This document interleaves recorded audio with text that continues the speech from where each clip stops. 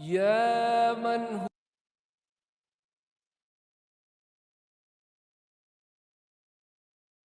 هو الله الذي لا إله إلا هو الرحمن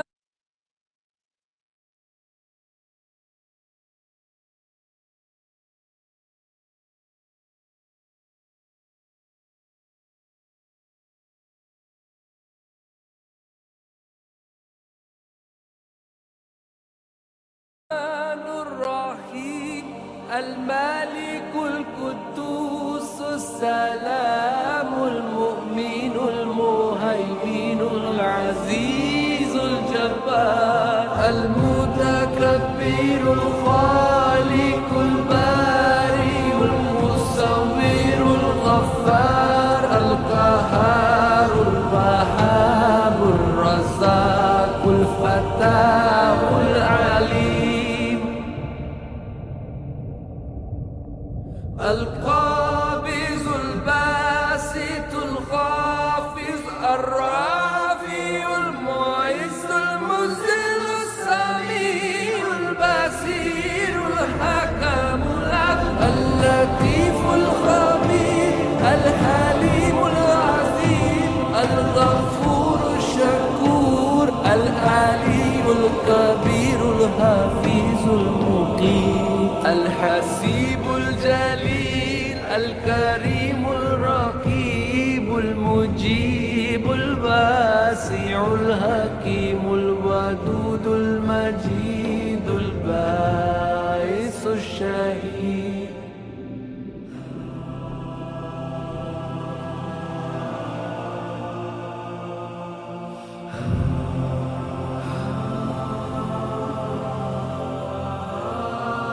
الحق المكين القوي المتين الولي الحميد المحسن المبدي المعيد المحيي المميت الحي القيوم الواجد الماجد الواحد الصمد القادر المقتدر المقدم المؤخر الأول الآخر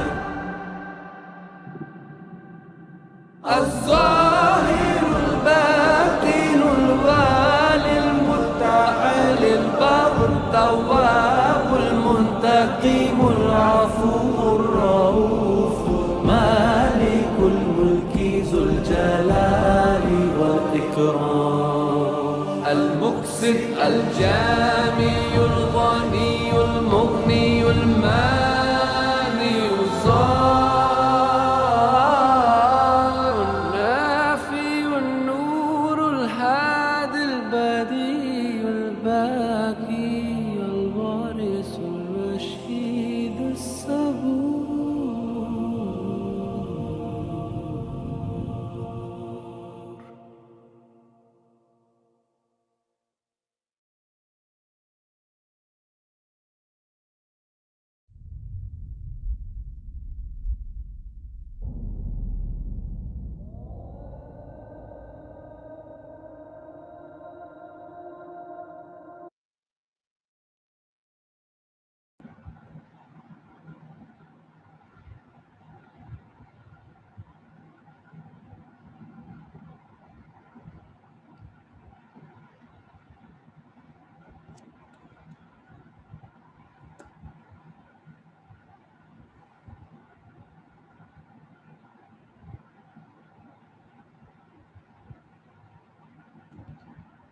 Ji, Assalamu alaikum everyone.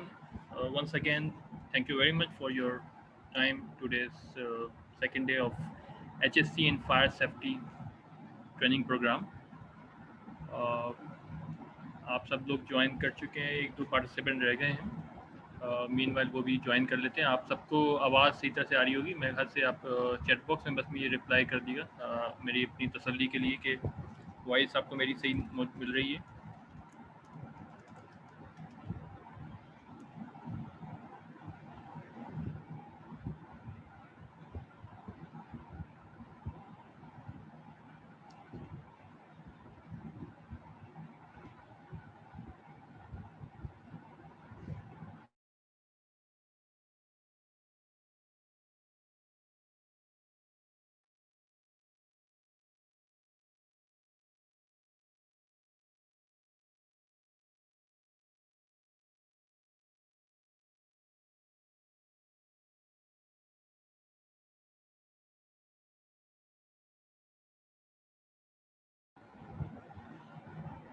Okay जी, perfect. कल हमने जो कुछ किया उसको हम ज़रा सा देख लेते हैं, और this is a quick review. अब तक हमने क्या किया और आपकी क्या अंडरस्टैंडिंग थी, इसको हम देख लेते हैं। कोई क्वेश्चन कल से, कोई आप लोगों को ऐसी चीज़ जिस पे आप समझ रहे हो कि यार हमने ये डिस्कस किया था, आज हम अपने फील्ड में गए और हमें कुछ ऐसी चीज़ डिस्कस करने को दिल चाहा कि यार हम सेफ्टी और एचएससी के हवाले से कुछ चीज़ डिस्कस करना चाहें, तो कोई आपके दिमाग में आफ्टर ट्रेनिंग रह पाता, आप लोग एचएससी को जानते हैं लेकिन ट्रेनिंग के बाद कोई ऐसी चीज़ आपको नज़र आई जिसको आपने कहा यार हमने इस एंगल से एचएससी को देखा, या सिर्फ एक कल की ट्रेनिंग हमने सिर्फ एक ट्रेनिंग फॉर ट्रेनिंग के पर्पज से की और जस्ट एक सर्टिफिकेट के प्रोग्राम के हवाले से देखी, या इसको हमने इम्प्लीमेंट करने की भी कोशिश की उस एंगल से जिससे हमने कल आप लोगों को कुछ चीज़ें बताई। कोई है, कोई शेयर करेगा कोई ऐसी चीज़ जिसको आप लोग, कोई भी एक ऐसी कोई चीज़ जिसको आपने कहा कि हाँ इस ट्रेनिंग के बाद हमने फर्स्ट डे जो कुछ चीज़ें सीखी वो हमने अपनी प्रैक्टिकल लाइफ में कल देखी, आज देखी।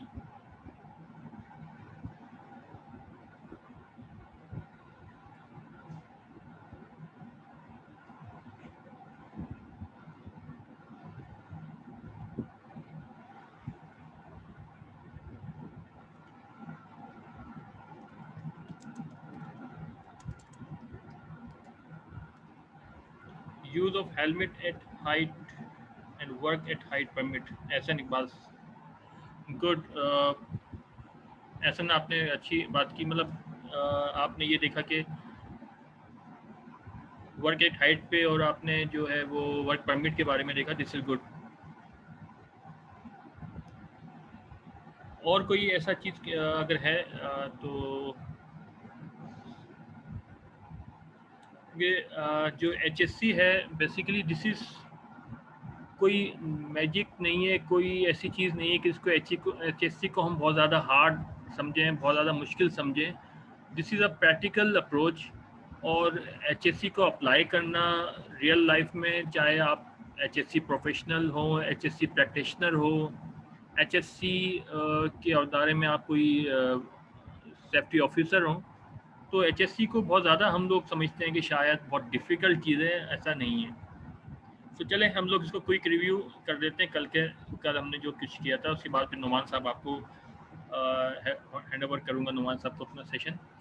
मैं कल आपसे सिर्फ रिव्यू करने से पहले सिर्फ एक पिक्चर आपसे मैंने कल शेयर की थी कि क्योंकि आज हमारा फोकस एरिया ज़्यादा होगा कुछ फायर के हवाले से भी है और कुछ बेसिक कलर कोडिंग और स्पॉट हैज़र्ड्स वगैरह के हवाले से। तो सिर्फ ये आप लोगों को कल मैंने क्वेश्चन दिया था कि सोचिएगा, बताइएगा कि ये बकेट जो है फायर की सैंड बकेट जो होती है, ये नीचे इसमें आप तौर पे एक एंगल या एक फ्लैट अनफ्लैट जो उसका बेस होती है वो क्यों दी जाती है?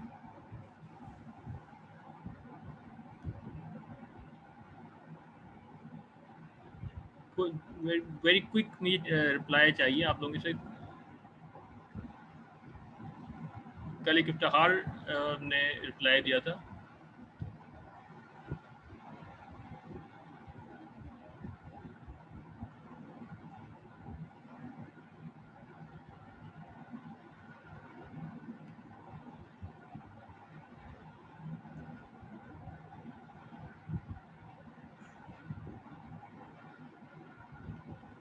मुझे प्लीज़ अगर थोड़ा सा इंटरेस्ट शो करें, मेरे साथ आप रहें ताकि प्रोग्राम को जो है हम इंटरेक्टिव रहें, किसी और पर्पस के लिए यूज़ ना हो, फायर के यूज़ के लिए ही हो।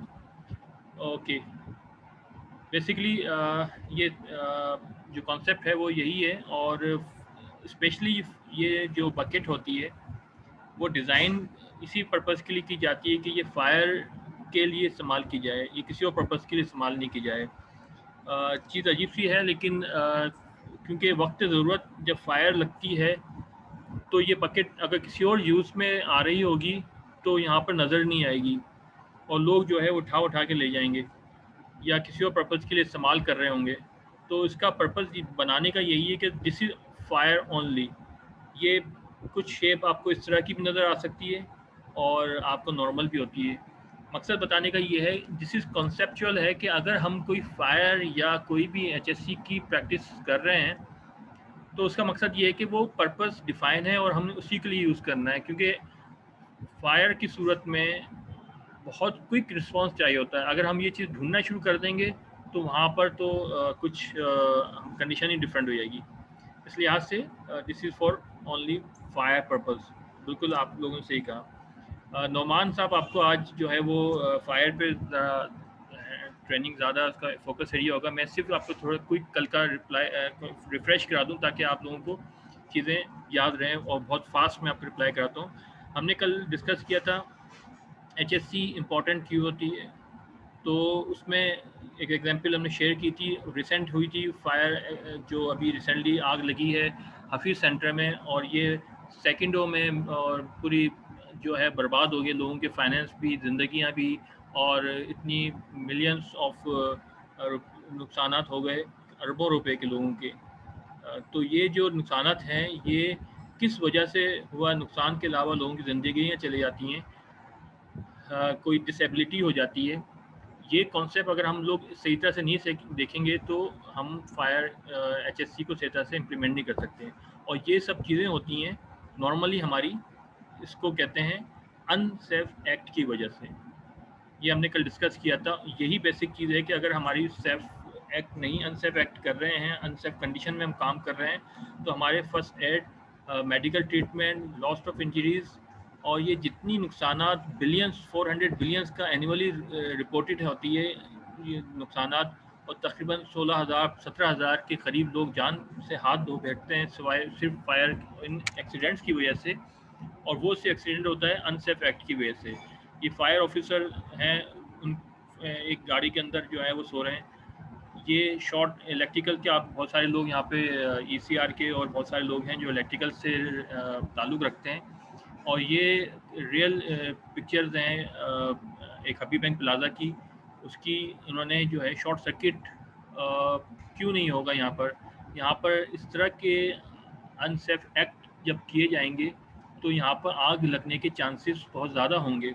तो ये सारी वो चीज़ें हैं जो मेंटेनेंस से रिलेटेड वाले लोगों के लिए या प्रोजेक्ट वाले लोगों के लिए भी जो अनसेफ एक्ट कर रहे हैं, ये सारी वो पिक्चर्स हैं, ये सारे अनसेफ एक्ट कहलाते हैं, जिसकी वजह से आपके जो नियर मिस का जो कॉन्सेप्ट दिया था आपको, जो है वो फैटलिटी का रेशो बढ़ जाता है, सारी चीज़ें हो जाती हैं। ये सारे वो एक्ट होते हैं जिसकी वजह से आपके डेथ रेशो बढ़ रहा है, आपके एक्सीडेंट्स हो रहे हैं, सिर्फ एक चीज़ की वजह से, अनसेफ एक्ट।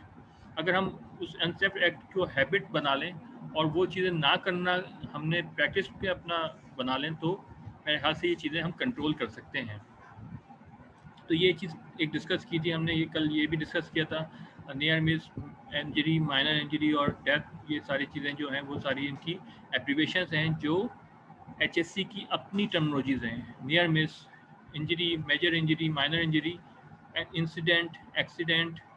ये नोमान साहब ने आपको डिटेल में सारी चीज़ें बताई कि एहतियाती तदाबीर कैसे की जाए, और इसके अलावा मास्क कैसे पहना जाए, मास्क क्यों ज़रूरी है, मशीनों में हाथ कट जाते हैं, आपने क्या करना है। इसके अलावा इन्होंने डिस्कस किया था आपको बहुत सारी चीज़ें कि मशीनों के पुर्जों से आप अपने दूर रहें ताकि वो अपने कोई ऐसी चीज़ों, लूज़ कपड़े ना पहने ताकि मशीनों में फंस ना जाए। इस तरह के हैज़र्ड्स के बारे में बताया कि ये अनसेफ एक्ट जो होते हैं वो आइडेंटिफाई किए थे, हैज़र्ड्स होते हैं सारे ये, जिसकी वजह से आपके ख़तरात आपको बेताशा हैं। गुड हाउसकीपिंग के बारे में आपको कल डिटेल में बताया था, और बहुत सारी और भी चीज़ें थी। ये आपको बताया था वर्क परमिट, जो मैंने कहा था कि अगर एचएससी की आप चीज़ें बात करते हैं तो 2-4 चीज़ों को अगर हम लोग सही तरह से समझ गए, हैज़र्ड, रिस्क, वर्क परमिट, तो ये चीज़ें बेसिक एचएससी की काफ़ी हद तक हम लोग की अंडरस्टैंडिंग हो जाएगी। इलेक्ट्रिकल सेफ्टी के हवाले से भी कल नौमान साहब ने डिस्कस काफ़ी कर दिया था, लिफ्टिंग के हवाले से भी बताया था आपको। ये सारी वो चीज़ें जो कल हमने डिस्कस की थी। शूज़ का पहनना क्यों इम्पोर्टेंट है। अच्छा, शूज़ से मैं आप लोगों को एक और भी चीज़ तरह अपनी पर्सनल 25 साल का जो एक्सपीरियंस है, मैं इंडस्ट्री से रिलेटेड भी नॉर्मली जो इंजीनियर्स हैं या नॉर्मली जो टेक्निकल पीपल हैं, या इनफैक्ट मैं टेक्निकल भी सेल्स को भी रिप्रेजेंट करते रहा हूँ। मैं अगर किसी इंडस्ट्री में जाता हूँ और मैं वहाँ पर मुझे पता है कि विज़िट हो रहा है किसी प्लांट एरिया का, तो मैं कोशिश करता हूँ कि घर से सेफ्टी शूज़ पहन के जाऊँ। उसकी 2 रीज़न हैं। कोई डिस्कस करेगा कि सेफ्टी शूज़ में नॉर्मल अगर मैं विज़िट पे भी जा रहा हूँ किसी इंडस्ट्री में, तो मैं कोशिश करता हूँ सेफ्टी शूज़ पहन के जाऊँ। कोई इस पे बात करना चाहेगा?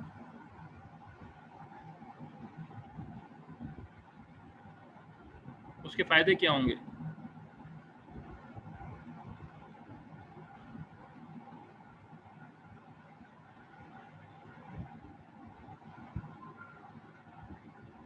आप लोगों का कोई रिस्पॉन्स एक्चुअली शायद आपका आवाज़ आ रही है आप लोगों को सही?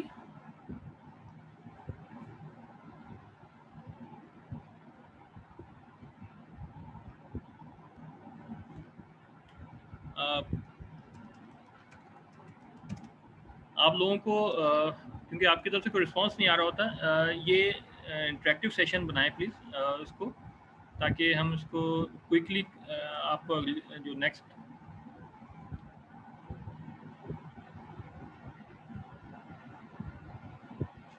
maybe the floor marking is not done on new person, so they don't know the critical area. अच्छा भारत, एक्चुअली 2-3 एस्पेक्ट्स हैं। अगर मैं आपको टिप्स भी बता दूं कि जब आप देखें, अगर एक होता है डेकोरम, एक होता है उसकी जो लोग मिसाल शादी दूल्हा होगा वो शादी के कपड़े पहन के जाएगा, सही है, दूल्हा का लिबास अलग होगा, वलीमे का लिबास अलग होता है, नमाज पढ़ने के लिए कोशिश की जाती है कि शलवार कमीज़ पहनी जाए। अच्छा, हर जगह का अपना एक लिबास और एक अपना रूल्स, एक अपने पहनने ओढ़ने के तरीके होते हैं। जब आप प्लांट एरिया पे जा रहे हैं तो लोग भी आपको, अगर आपके साथ किसी विजिट पे जा रहे हैं, आप ऐसे ही बात कर रहा हूँ, आप सेल्स के भी रिप्रेजेंट कर रहे हो अगर आप, तो आप उनको पता होगा कि यार ये बंदा जो है इसको सेफ्टी के रूल्स एंड रेगुलेशन के बारे में पता है, ये काम उसको करने को अगर हम दिया जाए तो ये हमारी सेफ्टी का ख्याल रखेगा। ये बहुत इंपॉर्टेंट चीज़ मैं आपको गाइडेंस दे रहा हूँ। अक्सर मैं सिमेंस में भी, हम अक्सर जब विजिट्स पे जाते थे, और अक्सर ऐसी एरिया भी, ऐसी जगह, ऐसी चीज़ें भी होती थी कि हमारे साथ कोलीग्स जा रहे हैं तो वो शूज़ जो है वो कस्टमर एंड से मंगवाए जा रहे हैं, वो कस्टमर अपने शूज़ पहना के हमें प्लांट एरिया पे विज़िट करवा रहा है, और बड़ा एम्बैरसिंग सिचुएशन हो जाती थी। वो कहेगा यार बंदा जो है ये, इसको जब सेफ्टी की चीज़ों के बारे में नहीं पता, बेसिक चीज़ों के बारे में नहीं पता, तो ये सेफ्टी का क्या इम्प्लीमेंट करेगा अंदर। तो कोशिश आप सबसे ये है कि अगर आप लोग इस टेक्निकल प्रोफेशनल में हैं, आप प्रोफेशन में हैं और आप जो हैं प्लांट एरिया प्रोजेक्ट्स पे काम कर रहे होते हैं, तो इसकी अपनी एक हैबिट ही बना दें कि यार मुझे नॉर्मल शूज़ से हटके, मैं जब प्लांट एरिया पे जा रहा हूँ इससे पहले ही अगर वहाँ पे मेरे नॉर्मल विजिट्स हैं तो मैं ये वाली चीज़ों को पहनूँ। मैं इनफैक्ट बारिश में आपको सिर्फ इस पे एम्फसाइज़ कर रहा हूँ सेफ्टी शूज़ की इम्पोर्टेंस कितनी है। बारिशों पे भी अक्सर मैं आजकल सेफ्टी शूज़ पे पहन जाता हूँ, इसलिए कि इसकी इम्पोर्टेंस बहुत ज़्यादा होती है, हम लोग इसको ख्याल नहीं करते। ये क्योंकि नुमान साहब ने कल इस पे थोड़ा सा बताया था, मैंने कहा इसको आपको सेकंड कर दूँ। ओके जी, क्विकली मैं आगे इस पे बढ़ जाता हूँ। ये हमने सारी चीज़ें डिस्कस कर चुके हैं कल, कन्फाइंड स्पेस के बारे में भी कल डिस्कस किया था, और ये हमने किया था। अच्छा, यहाँ पे एक चीज़ मैं आपसे सिर्फ पूछना चाहूँगा, कल नवान साहब ने आपको बताया था स्लिपिंग, ट्रिपिंग, फॉल पे बात थोड़ी सी की थी, मैं उस वक्त बताना चाह रहा था लेकिन वो स्किप हो गई स्लाइड। ये बताएं कि स्लिपिंग, ट्रिपिंग, फॉल, ये 3 चीज़ें बताई गई थी। इसके ये क्या चीज़ें होती हैं, और ये इसकी कॉन्सिक्वेंसेस, अगर मैं स्लिपिंग की बात कर रहा हूँ, ट्रिपिंग की बात कर रहा हूँ, फॉल की बात कर रहा हूँ, ये किस सूरत में होती है और इसकी कॉन्सिक्वेंसेस हमारे बॉडी पे क्या पड़ेगा अगर मैं फर्स्ट से गिरता हूँ। तो ये क्योंकि एचएससी से रिलेटेड बहुत इंपॉर्टेंट चीज़ है कि बंदा आइडेंटिफाई कर लेता है कि अगर स्लिपिंग होगी तो बंदा कहाँ गिरेगा, कैसे गिरेगा, ट्रिपिंग होगी उसको क्या कहा जाता है। और फॉल क्या होता है। ये 3 चीज़ें हैं, ये भी एचएससी की टर्मिनोलॉजीज़ हैं जो हमें अच्छी तरह से पता होना चाहिए। कोई बताएगा मुझे स्लीपिंग और ट्रिपिंग में क्या फ़र्क है?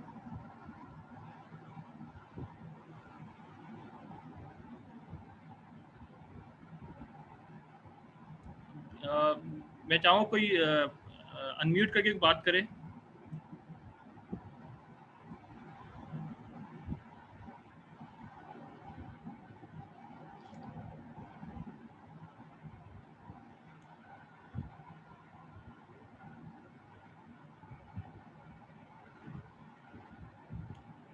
आप लोगों के कोई रिस्पॉन्सेज नहीं आ रहे हैं। ये या तो मैं ऐसे ही करता हूँ, नॉर्मल ट्रेनिंग जो है वो स्लाइड्स आगे बढ़ा देता हूँ और आप लोगों की तरफ से बस ये है कि क्योंकि दिस इज़ इंटरेक्टिव सेशन, अगर आप लोग कोई चीज़ जवाबात नहीं आएंगे तो मेरे ख्याल से इसको नॉर्मल फिल्म स्लाइड्स को आगे लेके चलते हैं ऐसे ही।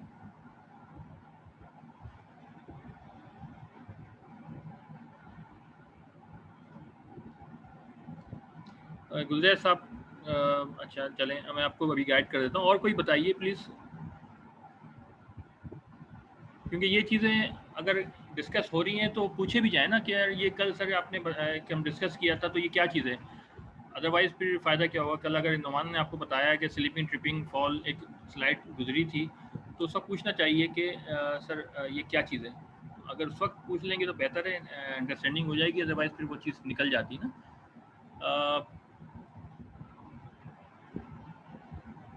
In tripping, multiple damages occurs. Slipping happen when there is a friction within the body, while tripping is a next step. Okay अच्छा जी, चलें जी थोड़ा सा मैं आपको क्लियर कर दूँ। देखिए ये कॉन्सेप्ट है और किसके नुकसान क्या होते हैं। स्लिपिंग जो होती है और ट्रिपिंग। स्लिपिंग जो होती है वो आपका स्लिप होने के बाद बंदा पीछे की साइड पे गिरता है, रिमेंबर। ट्रिपिंग का मतलब था ठोकर लग के गिरना, सही है। और फॉल जो होती है ऊपर से गिर जाना। ये चीज़ एब्रीवेशंस भी हैं और ये पता भी होना चाहिए और उसकी कॉन्सिक्वेंसेस क्या होंगे। और उसकी अगर हम इंसिडेंट बना रहे हैं रिपोर्ट को या इंसिडेंट एक्सीडेंट रिपोर्ट को देख रहे हैं तो हमें ये फ़ौरन पता चल जाना चाहिए कि यार ये ट्रिपिंग है तो उसके बाद सर पे चोट लगी है तो इसकी ट्रिपिंग जो है सर पे आगे की चोट लगी तो ये ट्रिप हुआ है, कहीं से गिरा है बंदा। और अगर जो है वो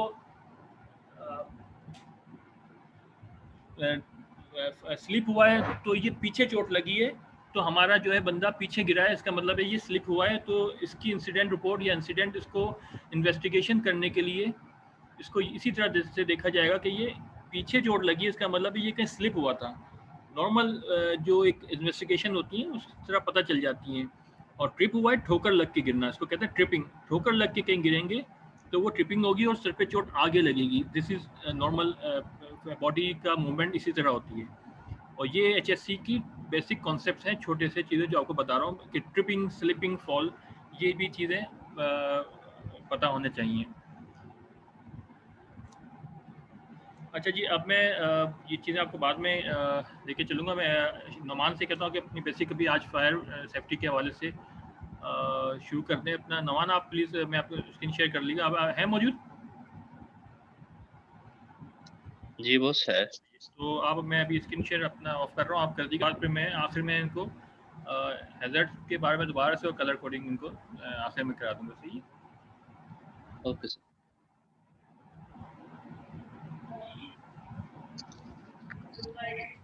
जी बिस्मिल्लाहिर्रहमानिर्रहीम। अस्सलाम वालेकुम वरहमतुल्लाहि वबरकातुहू। Welcome back students.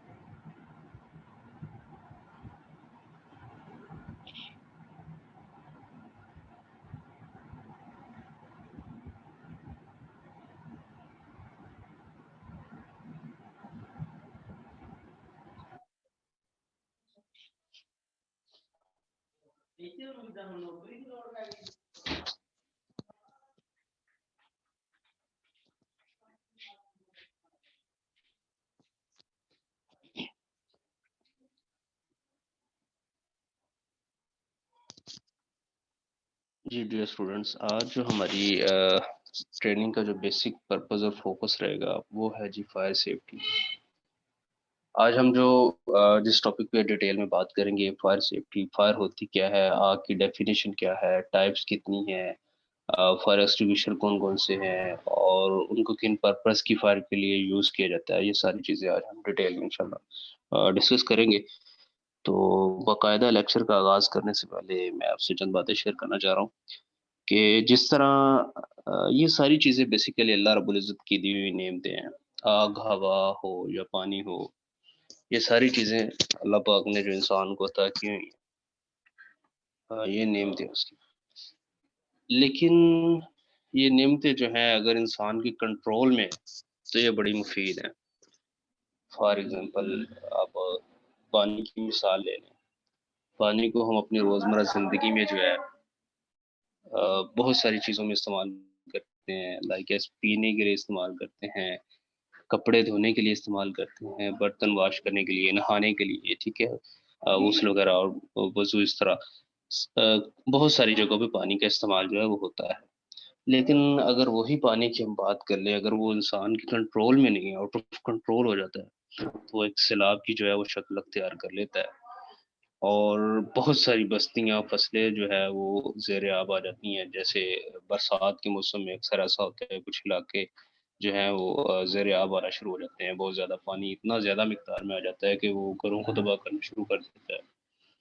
और इसी तरह अगर हम बात कर लें हवा की, हवा भी अगर इंसान के कंट्रोल में है, तो इंसान गर्मियों में हम पंखे लगाते हैं ताकि तस्कीन मिले, राहत मिले, गर्मी से सुकून मिले। और इसी तरह विंड पावर के थ्रू जो है इलेक्ट्रिसिटी प्रोड्यूस की जाती है। तो हवा जो है अगर भी आउट ऑफ कंट्रोल हो जाती है, खुदा ना खास्ता, तो वो दरख्तों को उखाड़ देती है, ठीक है?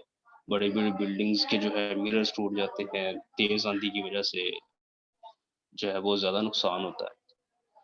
इसी तरह आग भी जो है अगर हम इसकी रोज़मर्रा ज़िंदगी में देखें तो इसका हमसे जो है वास्ता इसका डेली पड़ता है। डेली हम इसको किसी न किसी पर्पज़ के लिए यूज़ कर रहे होते हैं। लाइक एज़ खाना पकाने के लिए घरों में इसको इस्तेमाल किया जाता है। हीट जो होगी तभी खाना पकेगा और इसी तरह और बहुत सारी भट्टियाँ जलाने के लिए जिसके अंदर मेटल को हम जो है वो मेल्ट करते हैं, पिघलाते हैं और उसको डिफरेंट सांचों में डालते हैं। इन सब के लिए जो है वो फायर बहुत ज़रूरी है।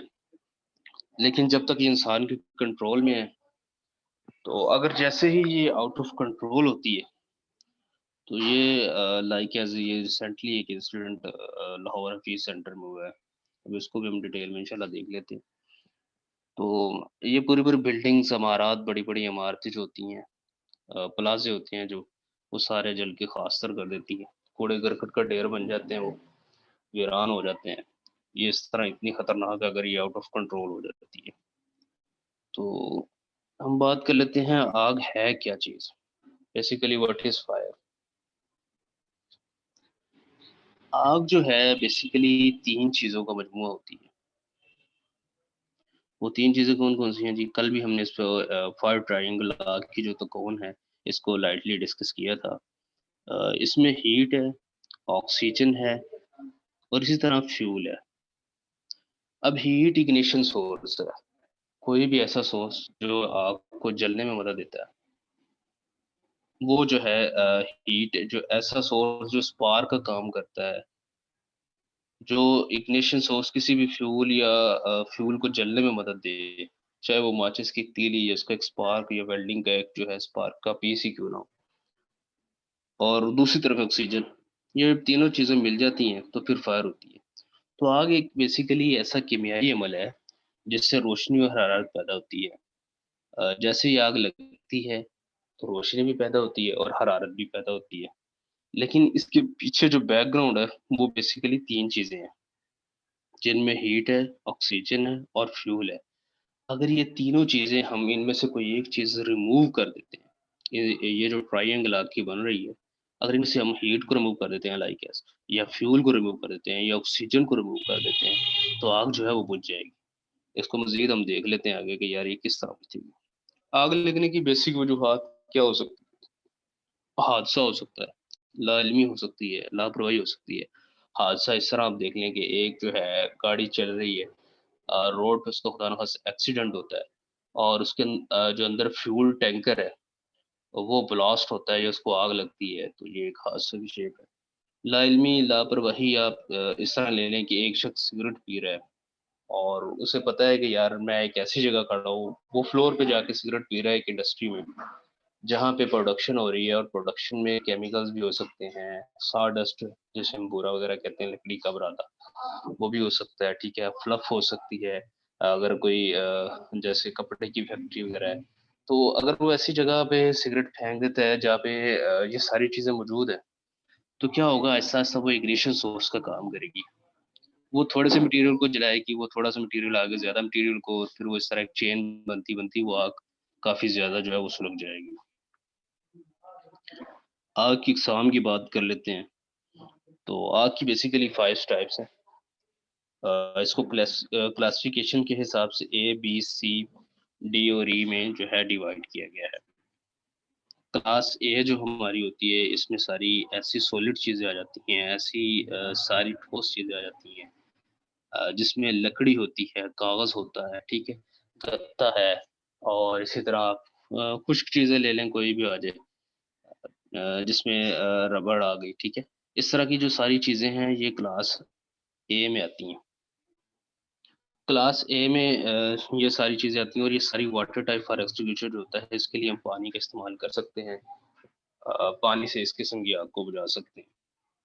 क्लास बी की बात करते हैं, तो ऐसी आग जिसमें तेल या ईंधन या पेंट या मिट्टी का तेल, पेट्रोलियम, डीज़ल, कोई भी ऐसी चीज़ जो लिक्विड हो और वो फ्लेमेबल हो, वो सारी चीज़ें क्लास बी में आ जाती हैं। और इसको बुझाने के लिए डीसीपी जो फायर एक्सटिंग्विशर है, वो बेस्ट है। ड्राई केमिकल पाउडर का फायर एक्सटिंग्विशर होता है, वो इस टाइप की जो फायर है, इसको कंट्रोल करने के लिए इस्तेमाल किए जाते हैं। और इसी तरह क्लास सी की बात करते हैं। क्लास सी की बात करते हैं, तो इसमें ऐसी धातें आ जाती हैं, कुदरती ऐसी गैसेज़ आ जाती हैं जैसे हम घर में जो है नेचुरल गैस जो है वो यूज़ कर रहे होते हैं। एलपीजी है गाड़ियों में जो यूज़ की जाती है। ऐसी सारी गैसें क्लास सी में आती हैं जो फ्लेमेबल होती हैं, ब्लास्टेबल होती हैं, जो ब्लास्ट कर सकती हैं, ठीक है? ये सारी गैसें जो हैं ये क्लास सी में आती हैं। इसको बुझाने के लिए भी डीसीपी यूज़ किया जाता है, हेलोट्रॉन यूज़ कर सकते हैं और डीसीपी इज़ द बेस्ट। रेत यूज़ कर सकते हैं, मिट्टी यूज़ कर सकते हैं। इसी तरह हम अगर क्लास सी की बात करते हैं तो इसमें आ जाती हैं इलेक्ट्रिकल अप्लायंसेस को जो आग लगती है, कोई भी ऐसा पैनल या टीवीज़ या ऐसा सर्किट इलेक्ट्रिकल जिसको आग लग सकती हो, वो क्लास ई में आता है या शॉर्ट सर्किट खुदा ना खास्ता कहीं हो जाता है, वो क्लास सी में आएगा। और उसको बुझाने के लिए जो बेहतरीन जो फायर एक्सटिंग्विशर डिज़ाइन किया जाता है, वो CO2 यूज़ किया जाता है, बनाया जाता है, डिज़ाइन किया जाता है। और अगर खुदा न खास्ता कहीं आप देखते हैं कि यार ये इलेक्ट्रिकल फायर है, तो उसपे आप कभी भी पानी इस्तेमाल ना करें। जब आप ये हमने कल भी इसको डीपली डिस्कस किया था इस चीज़ को, पानी जो है वो शॉर्ट सर्किट का बायस बन सकता है, वो साथ वाली केबल्स को मज़ीद जो है जला सकता है, स्पार्क कर सकता है और किसी बंदे को भी शॉर्ट सर्किट जो है वो करंट लग सकता है उसको। तो पानी जो है वो क्लास ई के लिए यूज़ नहीं करना, इसके लिए CO2 कार्बन डाइऑक्साइड के सिलेंडर्स होते हैं, वो यूज़ किए जाते हैं। या आप सैंड यूज़ कर सकते हैं। सबसे पहले तो है जो काम वो इलेक्ट्रिकल सप्लाई ऑफ करवाना है। इलेक्ट्रिकल सप्लाई ऑफ करने के बाद आप फायर एक्सटिंग्विशर जो है या फायर एक्सटिंग्विशर या कुछ भी चीज़ें जो भी आप इस्तेमाल करना चाह रहे हैं। सैंड पड़ी है वो इस्तेमाल कर लें, मिट्टी है वो इस्तेमाल कर लें और साथ जो है इलेक्ट्रिकल सप्लाई भी ऑफ करवा दें। अच्छा जी, क्लास डी की बात करते हैं तो इसमें ऐसी धातें आ जाती हैं, ऐसी मेटल्स जो जिनको आग लग जाती है। कुछ धातें ऐसी होती हैं लाइक एज़ जैसे कुछ छतें ऐसी होती हैं जो कुछ धातों से तैयार की जाती हैं, शेड वगैरह बनाए जाते हैं।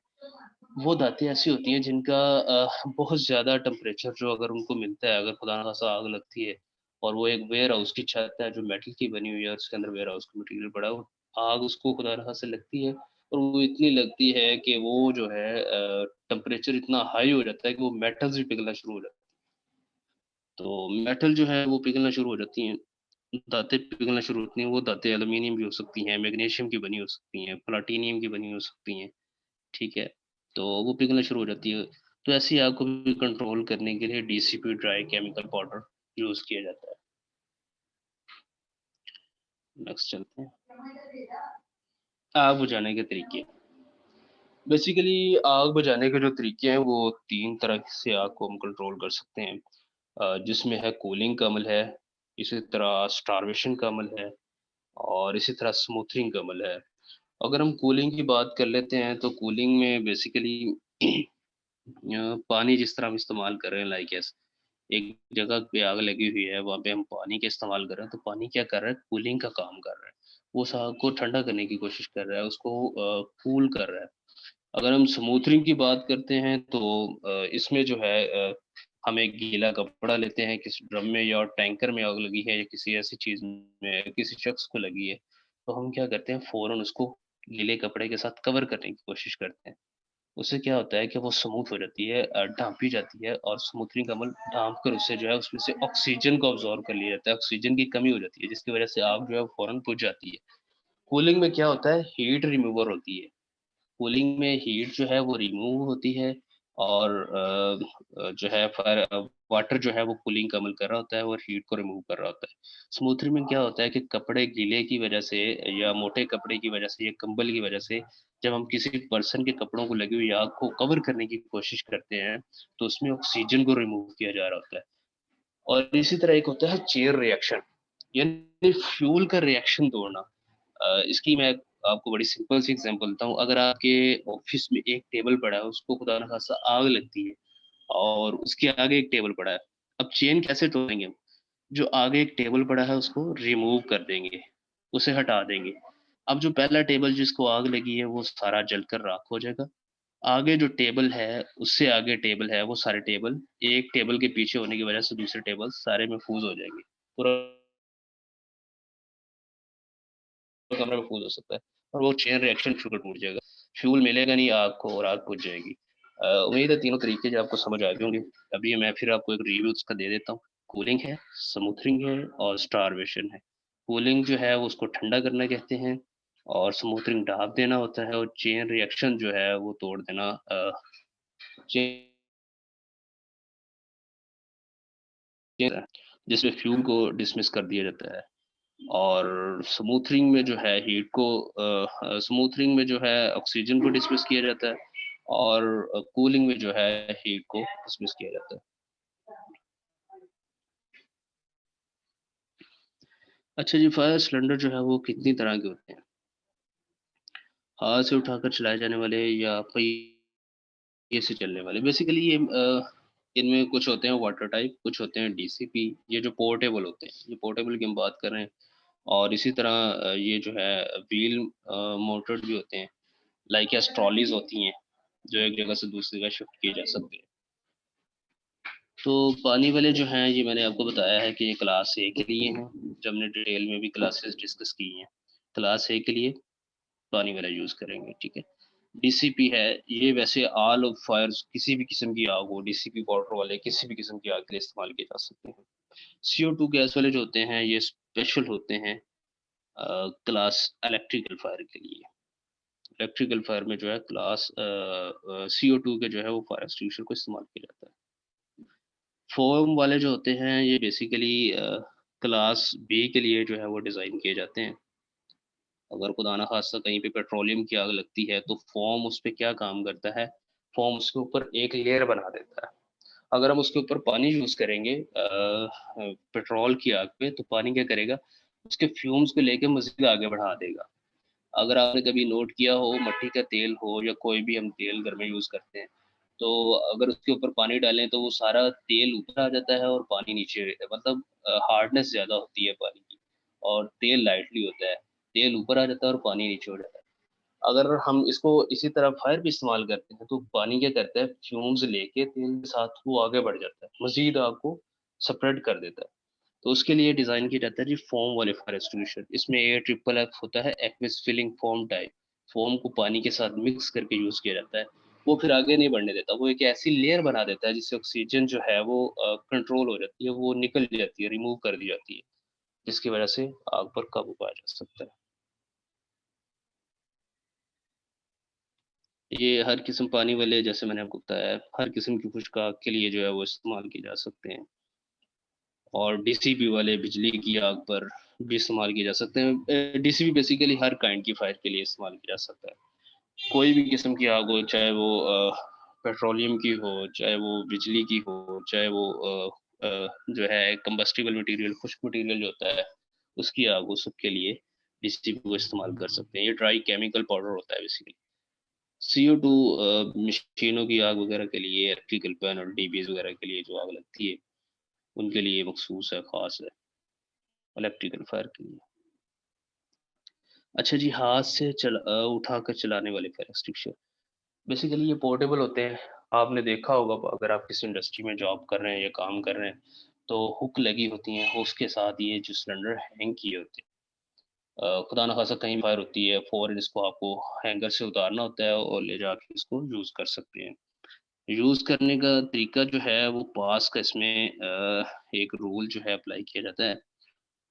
पास का रूल जो है PASS, ये जो है बड़ा कॉमन HSC का एक पॉइंट है कि फायर सिलेंडर को जो कैसे ऑपरेट किया जाता है। पी से है जी पुल को उसकी सेफ्टी पिन होती है एक छोटी-सी, इसको हम वीडियो में भी अभी देख लेते हैं। सेफ्टी पिन जो होती है उसको खींच लेना, और एम होता है आग का निशाना लेना, ठीक है? और देन स्क्वीज़ हैंडल को प्रेस कर देना, और उसके बाद सफाई जैसे करते हैं इस तरह झाड़ू की मानद इसके होस पाइप को जो आपने एम लिया हुआ है फायर पे, सीधा करके चलाना शुरू कर देना, जैसे लाइक ए स्वीप, जैसे झाड़ू देते हैं, ताकि आग को जो जितनी भी सरफेस है उसको हम जो है वो कवर कर सकें। पास का जो है वो मैं फिर आपको एक बार रिव्यू कर देता हूँ। पी जो है इसका सेफ्टी पिन खींचने के लिए है, और एम जो है, ए जो है वो इसका आग का निशाना लेने के लिए है, जिसमें इसका होस पाइप जो है उसको फायर की तरफ जो है वो सीधा कर लिया जाता है। और दूसरा जो है स्क्वीज़ है, इसके साथ जो लीवर लगा है इसको प्रेस कर लेना है, ताकि मटेरियल जिसके अंदर मौजूद है वो निकलना शुरू हो जाए। और देन आपने स्वीप करना है, जैसे झाड़ू देते हैं, इस तरह आपकी जो सारी सरफेस है उसको कवर करने की कोशिश करनी है। इसको हम वीडियो में एक बार देख लेते हैं। अच्छा, ये ट्रॉली वाले फायर एक्सटिंग्विशर चलाने के लिए, ट्रॉली वाले जो फायर एक्सटिंग्विशर हैं, बेसिकली पास का रूल जो वो सेम है, चाहे वो ट्रॉली वाला है, चाहे वो पोर्टेबल है। ट्रॉली वाले जो होते हैं ये बेसिकली किसी भी एक जगह से दूसरी जगह ले जाने के लिए बड़े ही ईज़ी होते हैं, मतलब इनके नीचे टायर लगे होते हैं। ये वज़नी होते हैं, इनको आप उठा के नहीं बल्कि चला के, जैसे छोटी-सी ट्रॉली को चलाते हैं, इस तरह इनको चला के कहीं भी मूव कर सकते हैं। ये आपके सामने पिक्चर भी शो हो रही है, आप देख सकते हैं। ये हैंडल होता है, यहाँ से आपको पकड़ते हैं और ये टायर व्हील के ज़रिए इसको आप चला के कहीं भी ले जा सकते हैं।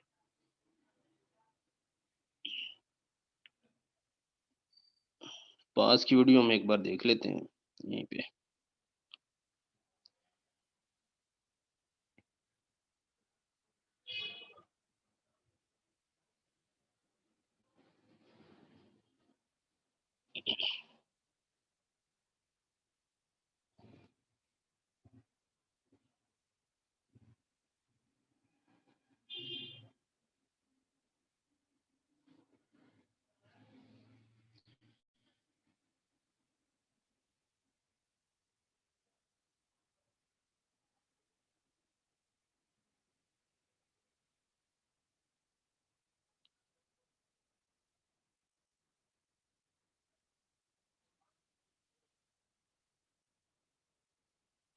ये हैंगर के साथ लटका हुआ एक फायर एक्सटिंग्विशर लेते हैं, और इसको चलाने का जो तरीका है वो पास, PASS, कैसे पास को अप्लाई करना है ये हम वीडियो में देखते हैं। ये इसकी सेफ्टी पिन होती है, बिल्कुल इसकी जो है गेज के साथ होती है। देन आपने ये होस पाइप को सीधा कर लिया फायर की तरफ, और ये इसका लीवर होता है बैक साइड पे। लीवर को प्रेस किया, मटेरियल जो है उसके अंदर वो निकलना शुरू हो गया, और उसने आग को कवर करना शुरू कर दिया। ये स्वीप है, जैसे झाड़ू देते हैं।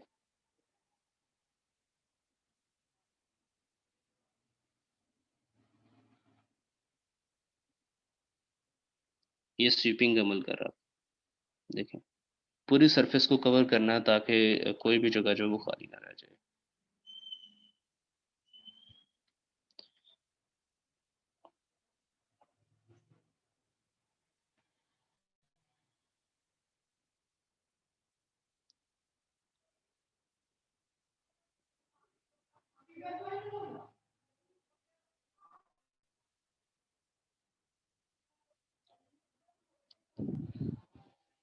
अच्छा जी, आगे हम चलते हैं अपने टॉपिक की तरफ। क्या फायर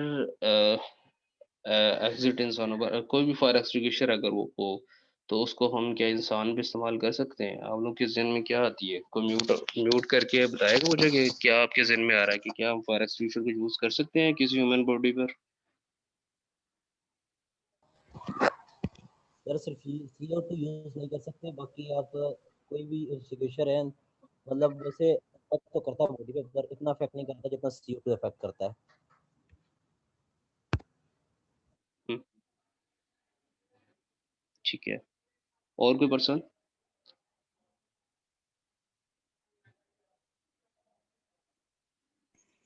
सर नहीं कर सकते।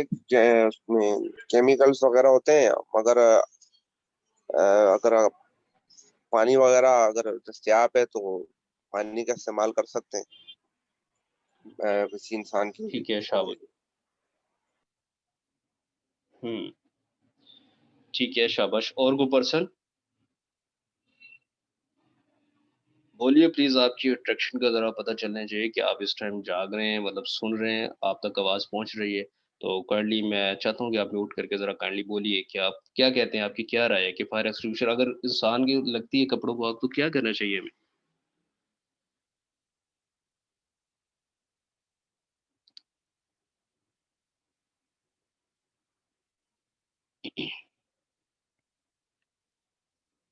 जी, एनीवन? सर मैं एक और चीज कहना चाहता हूँ। जी, जी, बोलिए, शाबाश। सर मिसाल है, अगर किसी इंसान को किसी भी किस्म की अगर आग लगती है, तो अगर किसी ऑर्गेनाइजेशन में है तो उनकी तरफ से तो फायर ब्लैंकेट वगैरह भी प्रोवाइड की जाती हैं, जिससे जिससे उसको लपेट के जो है ऑक्सीजन कट ऑफ करके उसको सेव ठीक किया है, जा शाबाश। सकता है।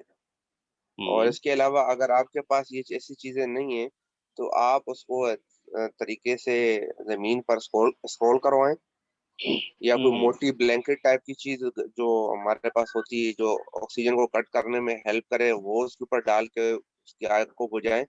और फौरन जब तक शाबाश। फर्स्ट एड के लिए हॉस्पिटल नहीं पहुंचा सकते, उस वक्त तक उसको ठंडे पानी से जो है वो थोड़ा पानी उसके ऊपर शॉवरिंग करें, ताकि उसके जो डैमेजेस हैं वो कम से कम। हुँ, ठीक है, शाबाश। बात को हम कंटिन्यू करते हैं आगे।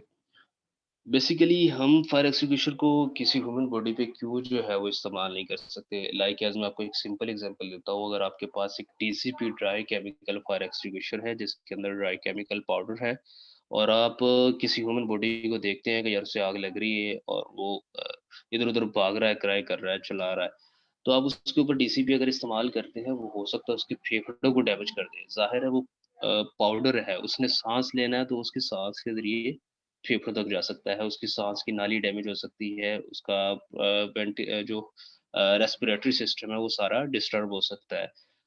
हो सकता है वो आग से बचे लेकिन उसके फेफड़े इतने डैमेज हो जाएँ कि वो वैसे सर्वाइव करे। तो डीसीपी ड्राई केमिकल पाउडर उसकी आँखों में जा सकता है, कानों में जा सकता है, ठीक है? आइज़ उसकी खराब हो सकती हैं, ठीक है? रैशेज़ हो सकते हैं और सबसे बढ़कर जो है साँस का अमल जो है उसका डिस्टर्ब हो सकता है। तो उसके लिए अगर किसी ह्यूमन बॉडी को आप देखते हैं, उसको कपड़ों को आग लगी है किसी इंसान की, तो आग लगने की सूरत में जो है आपके पास अगर कोई मोटा कंबल है करीब किसी के पास या खेस या कोई भी इस तरह की तरी टाइप जो मोटी हो ज़रा और अगर तो वो गीली कर ले तो मुनासिब है, बहुत अच्छा है।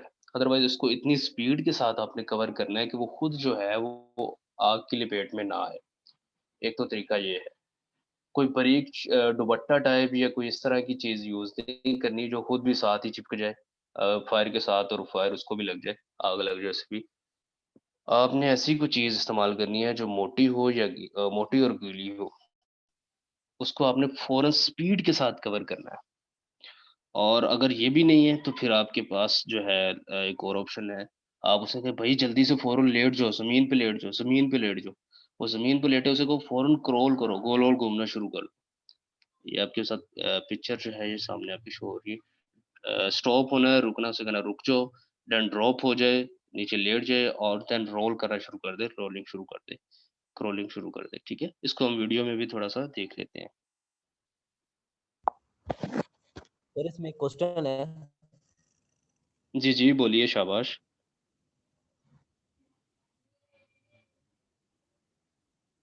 सर इसमें क्वेश्चन ये, अगर वो रोलिंग करता है जमीन पे तो सर उसको मुंह ढांपना भी उसके लिए मतलब इम्पोर्टेंट है ना, क्योंकि अगर वो मुंह नहीं ढांपता वैसे ही रोलिंग करता है कि सबसे पहले ये कहते हैं कि चेहरे को बचाओ अपने आग से। जी शहजादा, ये मैं आपको एक वीडियो दिखा रहा हूँ, जरा इसको देखिए तो आपको आइडिया हो जाएगा।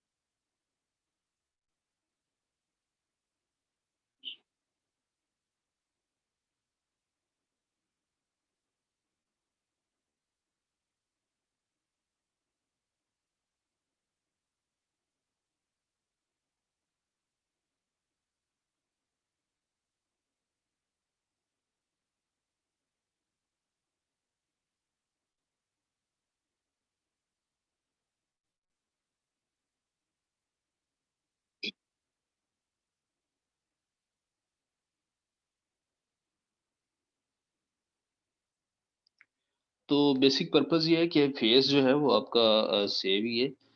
उसमें आपके कपड़े जो हैं वो टोटली कवर हो रहे हैं, रोल हो रहे हैं। जब आप बाजू को आप अपनी चेस्ट पे रख लेंगे तो फेस जो है वो ना तो ज़मीन पे लगेगा और ना ही उसके साथ कपड़ों वगैरह को टच होने का सीन है।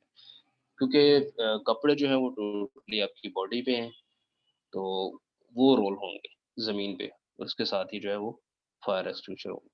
और ये बड़ी एक इन्होंने ज़बरदस्त बात की है, ये नोटेड पॉइंट है कि अगर खुदा ना खास्ता अगर आप भागते हैं, किसी के कपड़ों को आग लग रही है, वो इधर-उधर भागता है तो ऑक्सीजन मिल रही है उसको बेसिकली। वो जितना भागेगा उतने ज़्यादा वो शोले जो हैं वो भड़कना शुरू हो जाएँगे, हवा मिलेगी, वो ऐसे ही है जैसे लाइक ए शोला लेके पंखे के आगे कोई खड़ा हो जाए, तो वो मज़ीद जो है भड़कना शुरू हो जाता है। अच्छा जी। अगर खुदा ना खास्ता इलेक्ट्रिकल फायर होती है, तो घबराना नहीं है। इसके लिए सबसे पहले जो है जैसे हमने बात की है कि इलेक्ट्रिक का सप्लाई जो है वो फ़ौरन पहले बंद करवाई जाए। उसके बाद डीसीपी या CO2 जो भी इनमें से मयस्सर हो, सिलेंडर आप उतार के और उसको इस्तेमाल कर सकते हैं। अगर ये आपके पास मयस्सर नहीं है, तो जैसा कि अभी अब्दुल साहब ने आपको जो हमारा लेक्चर स्टार्ट होने से पहले आपको दिखाई थी सैंड बकेट्स, वो आपके पास लगी हों, कहीं भी इंडस्ट्री में लगी हों, तो आप उनको फ़ौरन उतार के यूज़ कर सकते हैं इलेक्ट्रिकल फायर के लिए। बड़ी आग हो तो उसके लिए फायर हाइडेंट सिस्टम जो है वो इस्तेमाल करना पड़ता है, लेकिन उसके लिए जो है वो प्रोफेशनल टीम होनी चाहिए जो उसको हैंडल करे। उसको भी हम नाइटली साथ देख लेते हैं। उसके लिए ट्रेनिंग होना बड़ी ज़रूरी है। और फायर की ट्रायंगल हमने जो है वो डीपली जो है वो डिटेल में डिस्कस कर ली है कि फायर ट्रायंगल जो है वो क्या होती है और इसमें कौन-कौन सी चीज़ें होती हैं। फ्लूइड होती है, एयर होती है, फ्यूल होती है, ईंधन है, हवा है, मुनासिब दर्जा हरारत है। मुनासिब दर्जा हरारत सफिशिएंट टेम्परेचर भी एक बड़ा इम्पोर्टेंट पॉइंट है कि मखसूस दर्जा हरारत होगा तो ही आग लगेगी। फॉर एग्ज़ाम्पल अगर हम अ, हाथों को आपस में रगड़ते हैं, हरारत तो प्रोड्यूस हो रही है डेफ़िनेटली। आप फ़ील करते हैं कि यार रगड़ फ्रिक्शन की वज़ह से हरारत पैदा हो रही है। लेकिन क्या होता है, शोला पैदा नहीं हो रहा। तो इसके लिए एक सफिशिएंट मखसूस टेम्परेचर होता है। ऑक्सीजन के लिए हर चीज़ का एक अपना बर्निंग पॉइंट होता है, एक अपना जलने का जो है वो जैसे लाइक एज़ आप दूध को बॉयल करते हैं किसी मेटल के बर्तन में, तो मेटल क्यों नहीं जल जाती फ़ौरन? क्योंकि उसका मेल्टिंग पॉइंट या बर्निंग पॉइंट समथिंग डिफरेंट है। तो हर चीज़ का एक डिफरेंस होता है बर्निंग पॉइंट। ले जी आगे चलते हैं। अच्छा जी, housekeeping and fire safety. Housekeeping बड़ा ही इम्पोर्टेंट रोल जो है वो अदा करती है इसमें फायर सेफ्टी।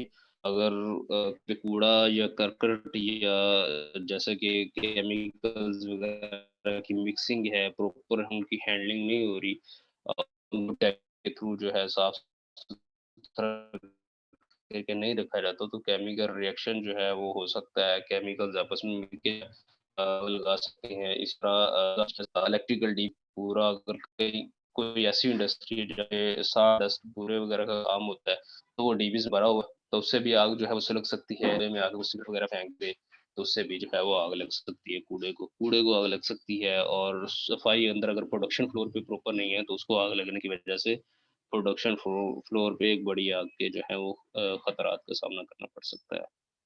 खुदा ना खास्ता।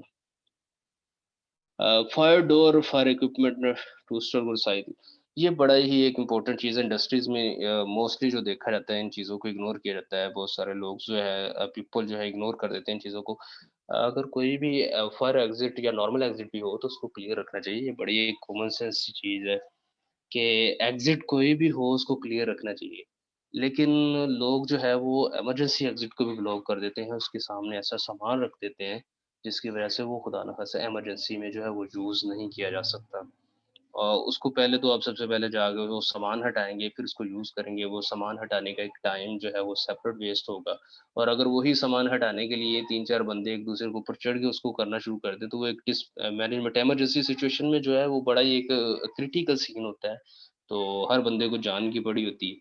तो उसमें फिर वो इस तरह की चीज़ें हटाना जो है वो बहुत ही मुश्किल हो जाता है। इनको ऑलरेडी क्लियर रखना चाहिए, इनकी फ्लोर मार्किंग होनी चाहिए। हर बंदे को पता हो कि यार ये इमरजेंसी एग्ज़िट है, इसके ऊपर इमरजेंसी एग्ज़िट का साइन जो है वो पेस्ट किया जाना चाहिए, ताकि हर बंदा दूर से इसको देख ले। और इसके ऊपर लाइट भी होनी चाहिए। खुदा ना ख़ास्ता अगर इलेक्ट्रिसिटी कट ऑफ हो जाती है तो जो है वो पता चले कि यार ये इमरजेंसी एग्ज़िट है, इधर से एस्केप हुआ जा सकता है, बाहर निकला जा सकता है। अच्छा जी, फायर सिस्टम को थोड़ा-सा लाइटली देख लेते हैं।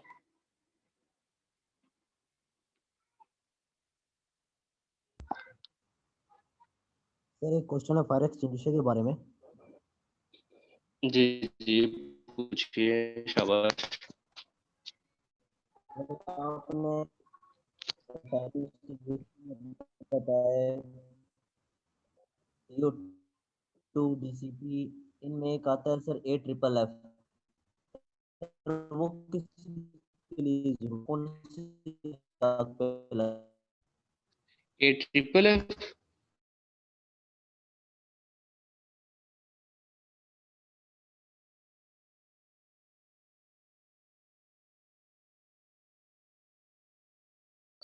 तो अगर आप देखेंगे गौर से उन वीडियोस को देखेंगे जो हमारी जो रेस्क्यू टीम है वो हैंडल कर रही है, तो उसमें पानी तो इस्तेमाल उन्होंने किए ये ग्राउंड फ्लोर पे, लेकिन जैसे ही वो अबव अबव फ्लोर पे जा रहे थे तो वो AFFF को यूज़ कर रहे थे जिसमें पानी के साथ फ़ोम को मिक्स किया जा रहा था। वो क्यों कर रहे थे?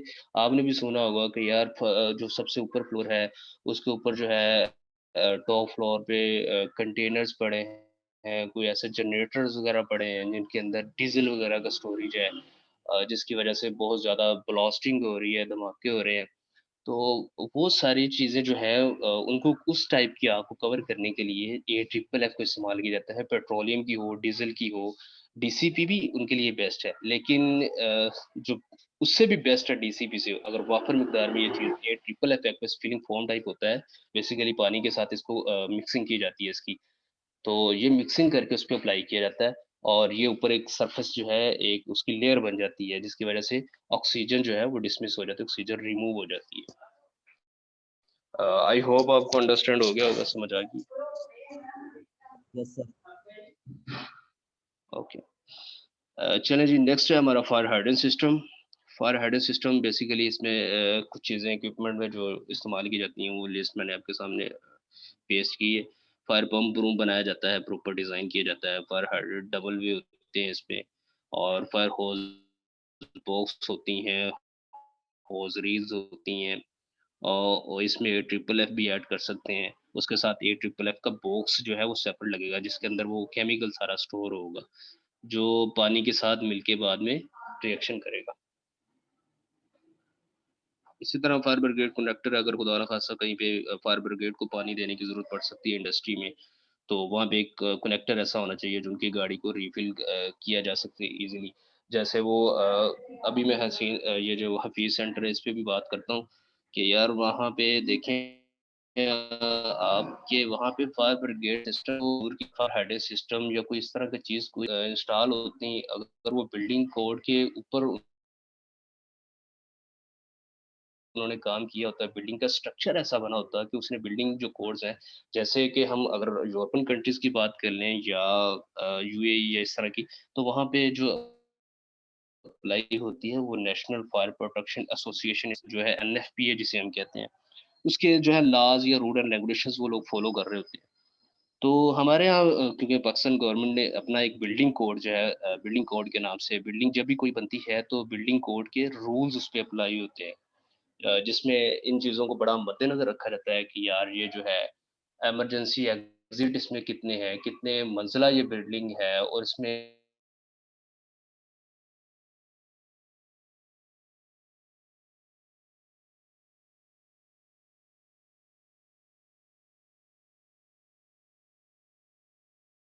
कोई इस तरह को सीन अल्लाह माफ़ करे कोई ऐसा नहीं हुआ कुछ जानी नुकसान जो है।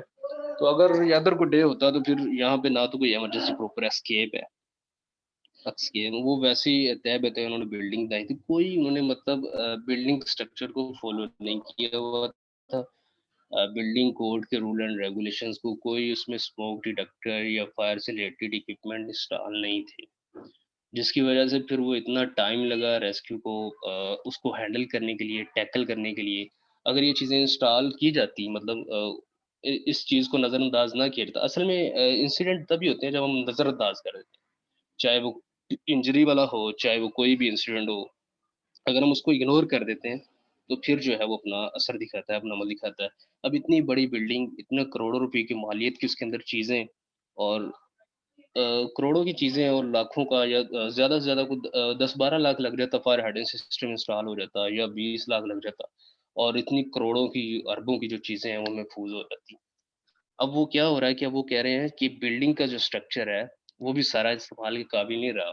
क्योंकि फायर ने वो सारा कुछ जला के जो है वो राख कर दिया है, जो आपका सीमेंट था उसके अंदर जो ऊपर लेंटर वगैरह है, जो सरिया वगैरह वो सब कुछ बर्न हो चुका है इस टाइम। वो मेल्ट हो चुका है, वो यूज़ के काबिल भी नहीं रही बिल्डिंग। वो सारी नकारा हो चुकी है इस टाइम ऊपर वाली सारी। तो अब देखें ना वो कितना नुकसान हुआ है। तो अगर ये सारी चीज़ें मतलब बिल्डिंग कोड को फ़ॉलो करके बिल्डिंग स्ट्रक्चर को बनाना चाहिए, ताकि ऐसे हादसा से जो है वो बचा जा सके। अल्लाह पाक सबको महफूज़ रखे। अच्छा जी, आगे चलते हैं। तो वापडा की मेन सप्लाई होती है इसमें, ऑटोमेटिक जो है पंप कंट्रोल पैनल होता है इसमें, ठीक है? और इसी तरह इसमें 3 पंप लगाए जाते हैं फायर हाइड्रेंट रूम में, जिसमें जॉकी पंप होता है, इलेक्ट्रिक पंप होता है और डीज़ल पंप होता है। ये सारे बेसिकली पानी के प्रेशर को बरकरार करने के लिए होते हैं। इसमें जो जॉकी पंप है वो फायर हाइड्रेंट सिस्टम की जो लाइन होती है उसके अंदर प्रेशर को मेंटेन करता है। इलेक्ट्रिक पंप जो है वो बेसिकली जो जॉकी आगे जो फायर फाइटिंग हो रही होती है उसको पंप पानी पूरा करके दे रहा होता है जितने बार पे सेट किया होता है। बेसिकली इसका नॉर्मल प्रेशर जो है जो रखा रहता है वो 7 बार होना चाहिए। कम से कम 7 बार प्रेशर होना चाहिए फायर फाइटिंग के लिए, ये एनएफपीए की भी रिक्वायरमेंट्स है और बिल्डिंग कोड वालों की भी। और इसी तरह डीजल पंप की अगर हम बात करते हैं, अगर खुदा न खास्ता कहीं पे आग लगती है तो इलेक्ट्रिकल सप्लाई कट ऑफ हो जाती है।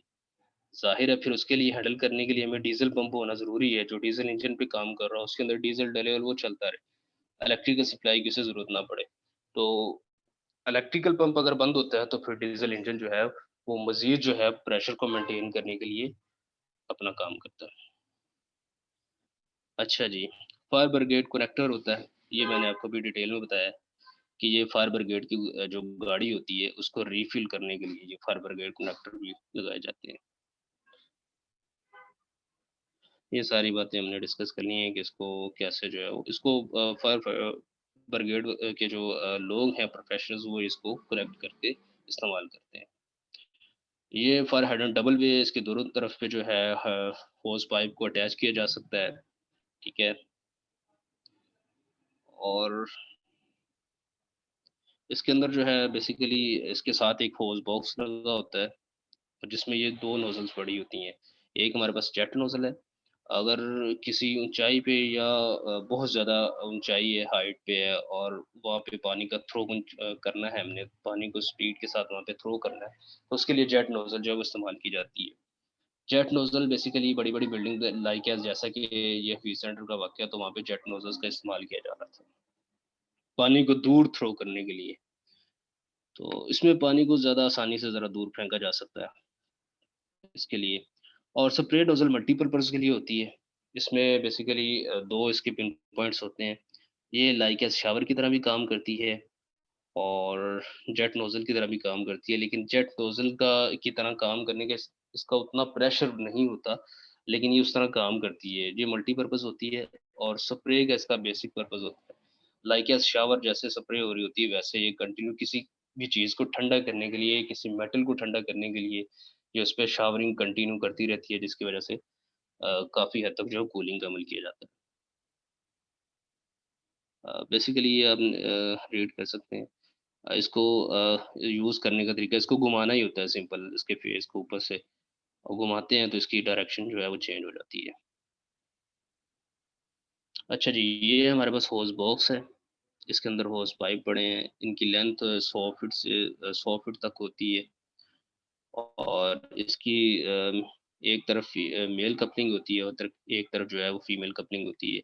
मेल कपलिंग फायर हाइड्रेंट के साथ इधर कनेक्ट होती है और फीमेल जो कपलिंग है वो नोज़ल के साथ अटैच होती है। ये वीडियोज़ में अभी मैं आपको डिटेल में बता देता हूँ। ये सारी चीज़ें हमने डिस्कस कर ली हैं। ये ए ट्रिपल एफ है। लें जी, ये है ए ट्रिपल एफ वाला बॉक्स जिसके अंदर ये सारी नोज़ल पड़ी है। ये होस पाइप पड़ा है और साथ ये नोज़ल पड़ी हुई है और ये इसका सारा जो है वो बॉक्स लगा है जिसके अंदर ए ट्रिपल एफ केमिकल को सेव किया जाता है। इसके साथ ये पाइप लगा है, इसकी मिक्सिंग का काम करता है और ये फायर फाइटिंग के दौरान जो है मिक्सअप होके इस्तेमाल किया जाता है। इसके अंदर होस पाइप है, ये भी 100 फीट की रेंज में होता है और 100 फीट और ये होस पाइप के साथ एक नोज़ल पड़ी होती है। ये बॉक्स लगा है। चलिए नेक्स्ट चलते हैं। इसमें 2 वाल्व्स होते हैं बेसिकली, एक तो हमने वो होस पाइप के लिए खोलना होता है हाइड्रेंट का वाल्व और किसके नीचे लगा होता है बॉक्स के इस साइड पे, ये एक वाल्व आपको दिखाई दे रहा होगा लाइट सा। इस वाल्व को भी ओपन किया जाता है ताकि जब पानी तेज़ी के साथ निकले तो वो साथ इसको भी अपने साथ सक करने की कोशिश करे, निकाले इसको भी साथ और फिर ये आपस में मिक्सिंग होती है। ये पंप रूम आ गया आपके सामने, ये आप देख सकते हैं जो कि पंप जो है वो सबसे छोटा पंप होता है। इसी तरह इलेक्ट्रिक पंप इससे बड़ा ज़रा पंप होता है और डीज़ल इनका जो है वो सबसे मेजर पंप होता है, मेन पंप होता है। ये आप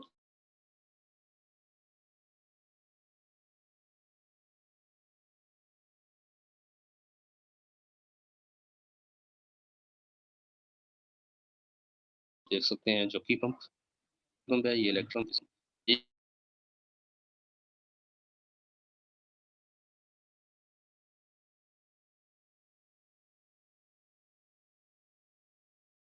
सात बार और अगर उससे कंट्रोल नहीं होता तो इलेक्ट्रिक पंप जो है मेंटेन करने की कोशिश करेगा ड्यूरिंग फायर फाइटिंग भी।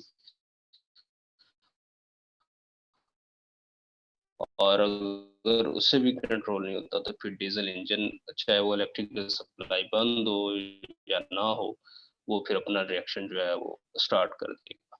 वो प्रेशर को मेंटेन करके रखेगा। अगर कई जगह पे एक से पॉइंट्स ज़्यादा खुल रहे हैं तो फिर इसको डीजल पंप कंट्रोल करने की कोशिश करेगा। लेकिन ये वीडियो एक रिव्यू देख लें कि किस तरह जो है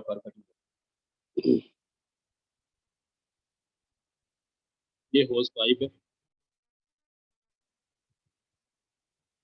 ये इसकी मेल साइड है जी। मेल साइड को हाइड्रेंट के सिस्टम के साथ कपल कर दिया गया है। फीमेल कपलिंग को लेके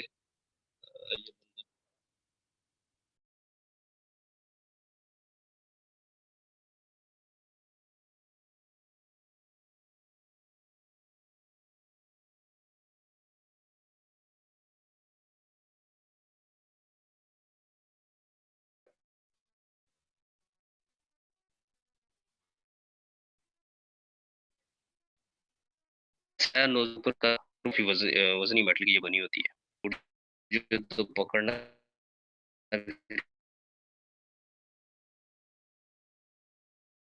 मुश्किल